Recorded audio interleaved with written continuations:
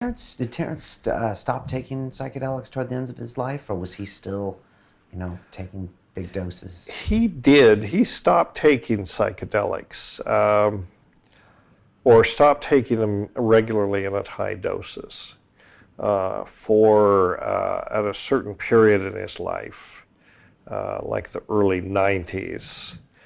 And this was part of the crisis of his life, I think, that he was in at that time. He was having existential anxiety in a certain way, and he was beginning to question a lot of things. And I think, he was having personal issues, and he was questioning his whole career and the time wave and everything, his marriage, his public role, and all that. And I think that it was hard on him. And I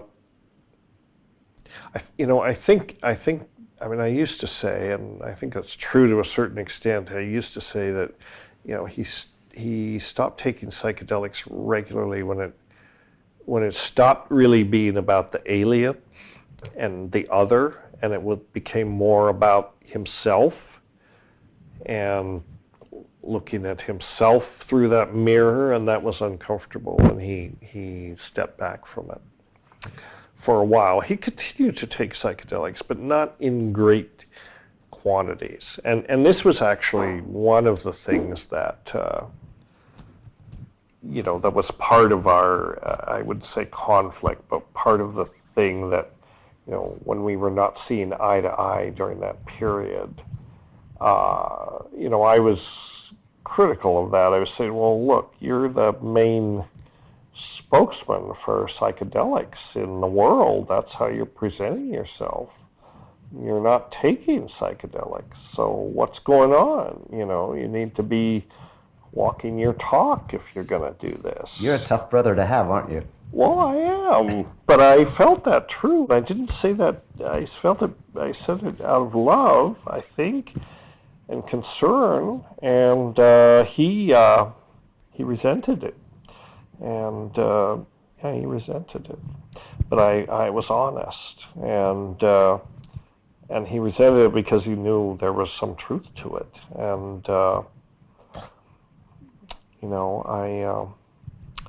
I did. I said those things, and he wasn't too happy about that,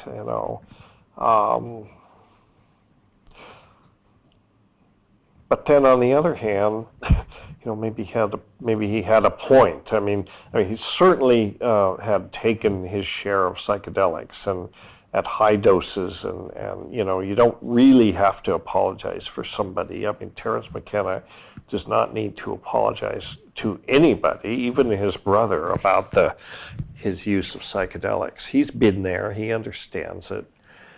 We used to have, and we have an argument sometimes, because Terence would say, well, he would quote Ram Dass, I think it was, or maybe it was Alan Watts, who said once, well, about psychedelics, well, once you get the message, hang up the phone, right? Terence would say that as a kind of excuse for not taking psychedelics. And that used to make me quite irritated, because I would say, it's not an answering machine, it's a teacher. You have an ongoing dialogue with this thing. It's not like it's one big download, you get the message and you hang up the phone. You continue the conversation because you still have a lot to learn. That was my approach to it, and it still is. That's why I suppose I still take psychedelics. I take them all the time, and I don't feel I've learned anything. I mean, I feel I've learned stuff, but I don't feel I've learned everything there is to know. They're still teaching me. I still have them as a mentor, and that's an ongoing conversation. And so that's my approach to it. People say, "Why do you keep taking this after 40 years?" Because I'm still learning from it. Plus, I also enjoy it. I mean, I learn from it, enjoy it, say, well, you know, I've been eating chocolate for 40 years too, and I have no intention of stopping. Why would I? To watch the rest of this fascinating interview, click on the link below and go to londonrealacademy.com. There you can sign in with your social media login and watch the rest of the episode for free, along with all of our episodes on London Real, my webinars, and all of our premium content, all located over at londonrealacademy.com. So click on the link below, you'll be directed there, and you can watch the rest of this fascinating interview, and I'll see you there.